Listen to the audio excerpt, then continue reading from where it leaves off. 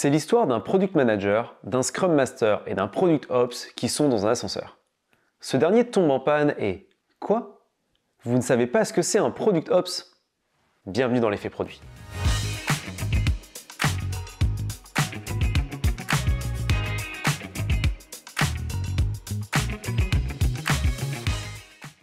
Salut, moi c'est Antoine, je suis Head of Product chez Tiga et comme vous peut-être, cela fait plusieurs mois que je m'interroge sur le rôle du Product Ops et son implication au sein de nos organisations produits. Pour y voir plus clair, je vais vous raconter dans cet épisode l'histoire de Tiga It, une entreprise fictive du numérique qui va arriver au constat qu'il lui faut créer un rôle de Product Ops pour l'accompagner dans sa croissance. Mais avant toute chose, il est important de s'aligner sur la définition de la fonction. Car oui, les mots ont un sens et ils sont rarement choisis au hasard. Le terme Product Ops repose sur deux concepts. Alors attention, c'est le moment le plus scolaire de cette vidéo. Le premier, Product, traduction anglaise du mot produit qui couvre la discipline que l'on appelle Product Management et qui a pour objectif de guider un produit numérique durant tout son cycle de vie, tout en cherchant à avoir un double impact sur l'utilisateur, mais aussi pour l'entreprise qui possède ce produit. Le plus souvent, le Product Management rassemble des activités de discovery, de delivery et de growth. Le second concept est Ops, diminutif de opération. Notre bon vieux Larousse le définit de la manière suivante. Ensemble organisé de processus qui concourent à l'effet, à l'action d'une fonction d'un organe.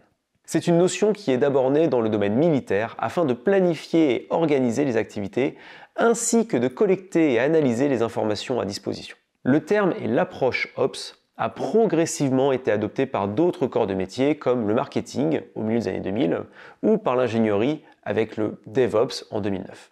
Maintenant que nous sommes alignés sur les termes de notre sujet, la question est qu'est-ce que le product plus Ops veut dire pour une organisation produit? Nous allons le voir ensemble au travers d'un exemple concret.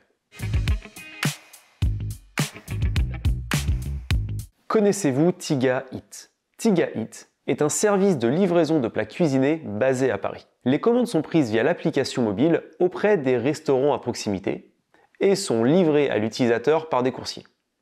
Sa vision? Livrer les plats des restaurants favoris de votre quartier en générant le moins de CO2 possible. Imaginez Tiga It comme la fusion entre Deliveroo et Greta Thunberg. Je voudrais vous raconter comment le besoin de Product Ops est devenu une évidence pour les équipes produits. À son lancement, Tiga It souhaite avant tout valider son concept auprès des consommateurs au travers d'un minimum viable product. Pour cela, les fondateurs recrutent leur premier product manager et l'équipe de développement grossit pour atteindre 10 personnes. Très rapidement, plus de 45% des consommateurs et 50% des restaurateurs se disent très déçus si Tiga It n'existait plus. Le product market fit est trouvé, bravo aux équipes. Les fondateurs décident alors de passer la seconde et de faire grandir le modèle géographiquement. Prochaine étape de succès, la conquête de Paris. Pour se donner moyen de ses ambitions, l'organisation produit de Tiga It va se structurer. Le premier product manager va devenir Chief Product Officer. On compte maintenant 5 équipes produits chapeautées par un Head of Product. Ce dernier s'occupe de la stratégie, de faire monter en compétence les product managers et aussi d'harmoniser leurs pratiques et processus lorsque c'est nécessaire. Mais bien que ces équipes soient hyper motivées et qu'elles aient une très bonne connaissance de leur secteur, le Head of Product se rend compte que les pratiques produits ne sont pas forcément très matures et encore moins partagées en transverse. Alors, vous l'avez peut-être deviné, mais Tiga It devient un terreau fertile pour l'arrivée d'un Product Ops. Car des mots-clés commencent à résonner sans pour autant devenir une priorité pour l'organisation produit. Pratique, processus, transversalité, ça vous parle ? Malheureusement, bien souvent, on attend que ces cailloux dans la chaussure de l'organisation produit deviennent des ampoules très douloureuses avant d'essayer d'y remédier. Et Tiga It ne fera pas exception. Le Head of Product décide de ne pas adresser ces problèmes et de continuer sa marche en recrutant à tour de bras. Ça y est, Tiga It a conquis Paris. Il est temps d'attaquer les prochaines grandes métropoles françaises. Pour cela, l'entreprise ne s'interdit pas d'user de leviers de croissance interne, mais aussi externe, via des acquisitions locales. Cela veut dire continuer à faire grossir les équipes marketing, commerciales et bien évidemment produits. Dans les faits, on onboard un PM tous les 2 mois. C'est une période un peu folle. Le Head of Product est très occupé avec la stratégie. Il laisse alors beaucoup d'indépendance aux équipes sur leur pratique de travail et c'est un peu le bazar. Vous savez comment il s'en rend compte? Eh bien c'est super simple. Il a le sentiment qu'à chaque nouvel onboarding, la valeur ajoutée d'un product manager est moindre que celle du précédent. Alors oui, l'équipe grossit, mais elle perd progressivement en efficacité et cela, il ne peut pas se le permettre. De manière très opérationnelle, voici ce qu'il constate. 1. La stack technique des product managers est un sacré micmac. Chacun y va de son nouvel outil avec un mélange de licences professionnelles, personnelles.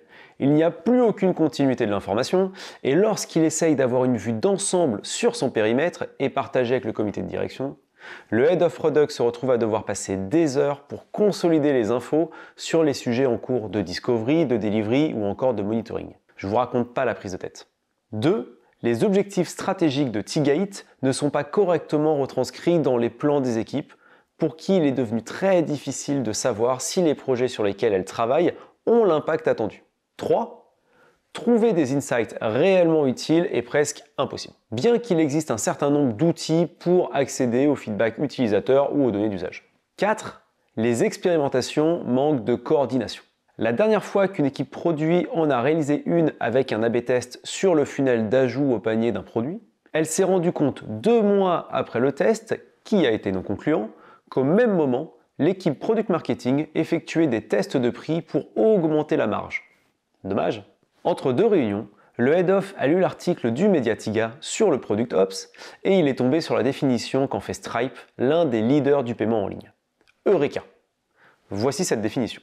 Les Product Ops existent pour permettre de livrer plus de valeur à plus d'utilisateurs et cela plus rapidement en se concentrant sur 3 domaines.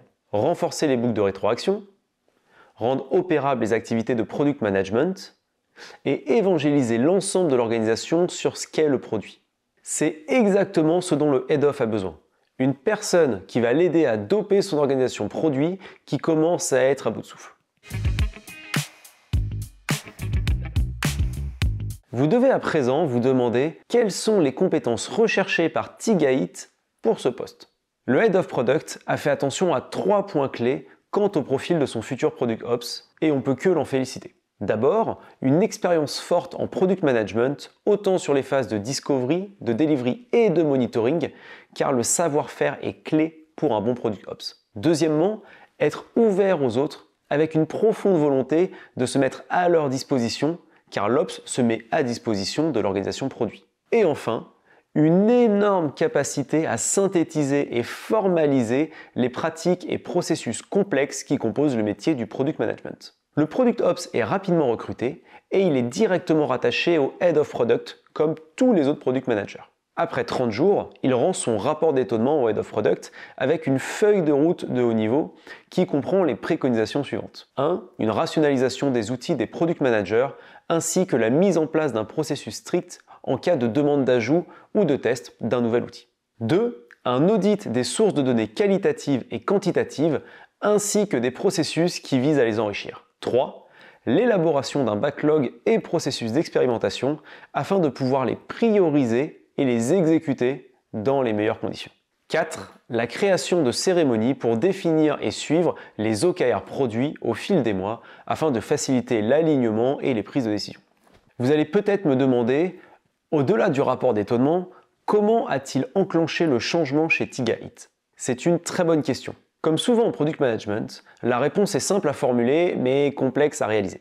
Fort de son expérience terrain, le Product Ops va faire un tour d'horizon des différentes équipes, produits ou non, en demandant « Comment puis-je vous aider ?» Sur la base des différentes opportunités qui ont émergé, viendra le temps de la priorisation en prenant en compte la notion d'effort, d'impact, bon jusque-là rien de nouveau sous le soleil, mais également de transversalité. Car l'Ops doit accorder la priorité au sujet qu'une équipe seule ne peut pas résoudre. Et attention, c'est là qu'un choix crucial doit être fait entre sujet de fond, complexe, mais qui peut avoir un impact énorme, ou sujet plus simple, plus rapide, qui aura tout de même un impact, mais moindre. Ma préconisation est de choisir un sujet qui peut avoir un impact rapidement, car le rôle de Product Ops est nouveau et il est important de convaincre sur son utilité.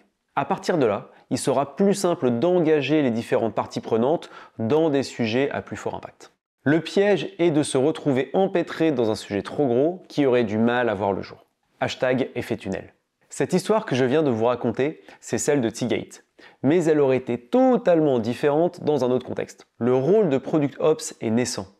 Et nos contextes différents. Il faut s'attendre à avoir de grandes disparités dans le quotidien de chacun. Ces différences sont essentiellement dues à deux facteurs. Où en est votre entreprise dans son cycle de vie et quelle est la maturité de votre organisation produit. Par exemple, si vous êtes une scale-up déjà très mature dans vos pratiques de produit, alors l'Ops dédiera une grande partie de son temps à faciliter la prise de décision stratégique sur la base d'insights activables. A l'inverse, si votre entreprise est en train de structurer son organisation produit, alors l'Ops se concentrera essentiellement sur la mise en place de pratiques et de processus produits dont vous avez besoin. Voilà, vous savez tout. À très vite pour un prochain épisode de l'effet produit.